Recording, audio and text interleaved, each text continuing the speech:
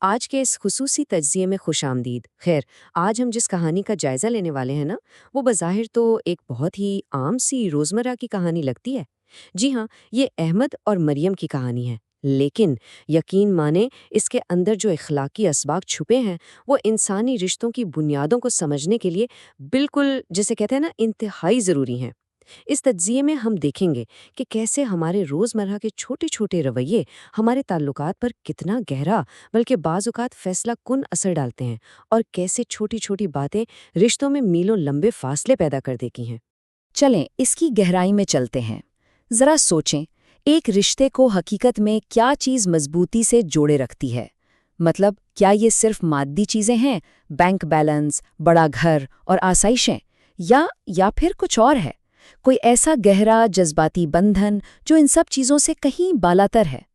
اس پوری کہانی کا جائزہ لیتے ہوئے یہ اہم سوال ہمارے ذہنوں میں رہنا چاہیے، کیونکہ سچی بات تو یہ ہے کہ یہی وہ بنیادی نقطہ ہے جو احمد اور مریم کے رشتے کی اصل حقیقت کو کھول کر ہمارے سامنے رکھ دیتا ہے۔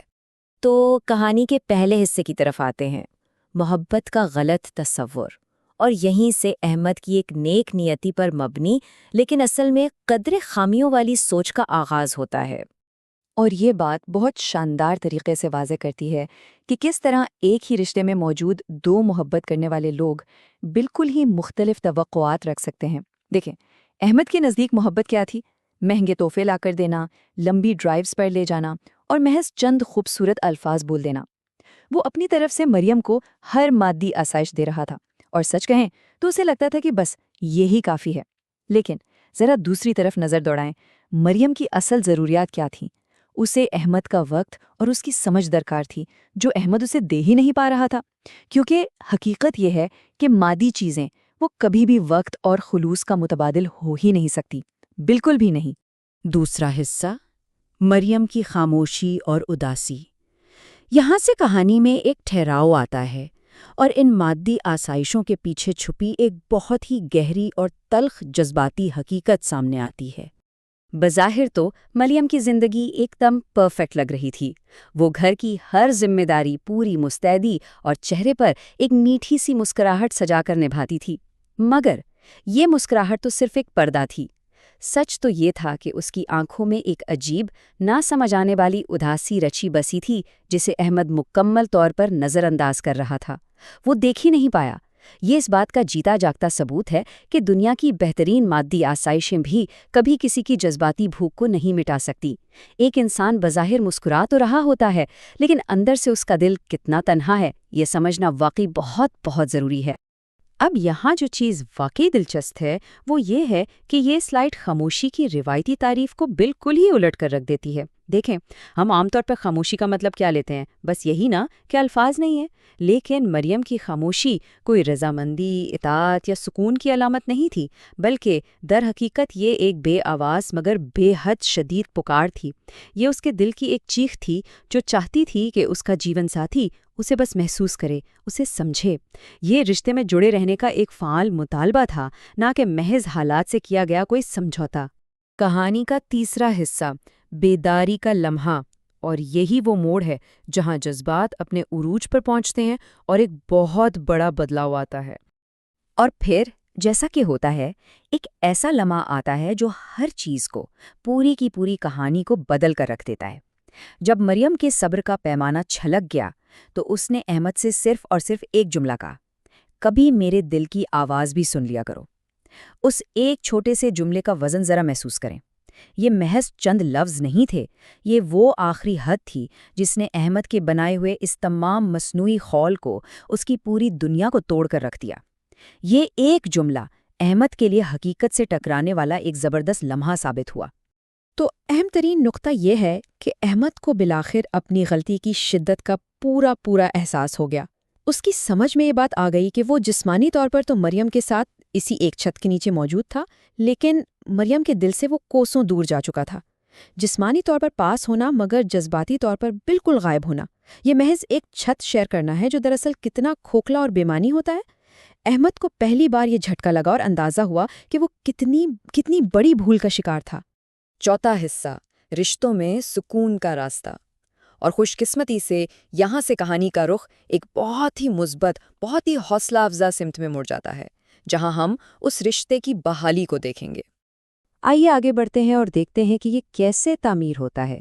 جب انسان کو اپنی غلطی کا سچا احساس ہو جائے تو پھر اصلاح کا، بہتری کا سفر شروع ہوتا ہے۔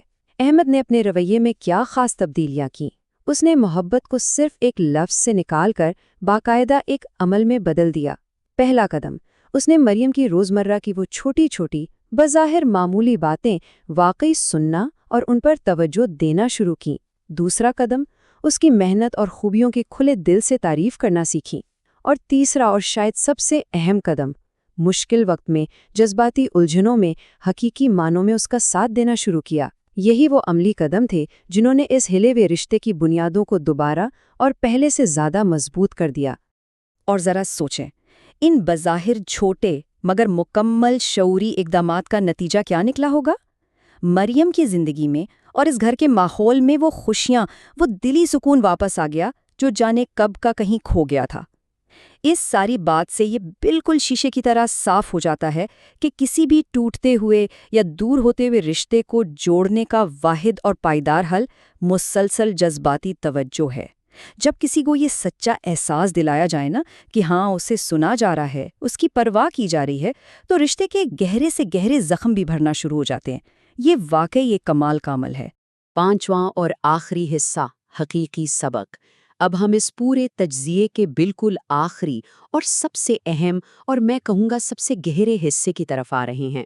اس کہانی کا جو سب سے طاقتور، سب سے بنیادی پیغام نکل کر آتا ہے وہ یہ ہے کہ کسی بھی انسان کے دل کا راستہ نا وہ محض کسی ظاہری خوبصورتی یا ڈھیر سارے پیسوں سے نہیں بنتا، بالکل نہیں۔ اس کے لیے درکار ہوتی ہے سچی عزت، اس کے لیے مکمل توجہ اور انتہائی سچے احساسات کی ضرورت ہوتی ہے۔ احمد اور مریم کی اس کہانی نے ہمیں یہ سکھایا ہے کہ رشتوں میں یہ جو محض زبانی جمع خرچ ہوتا ہے نا، یا صرف میٹھے بول ہوتے ہیں، وہ زیادہ دیر کام نہیں آتے۔ انسان کو عملی طور پر یہ احساس دلانا پڑتا ہے کہ اس کی واقعی کوئی اہمیت ہے۔ جب تک وہ احساس، وہ اہمیت محسوس نہ ہو، محبت ہمیشہ ہمیشہ ادھوری ہی رہتی ہے۔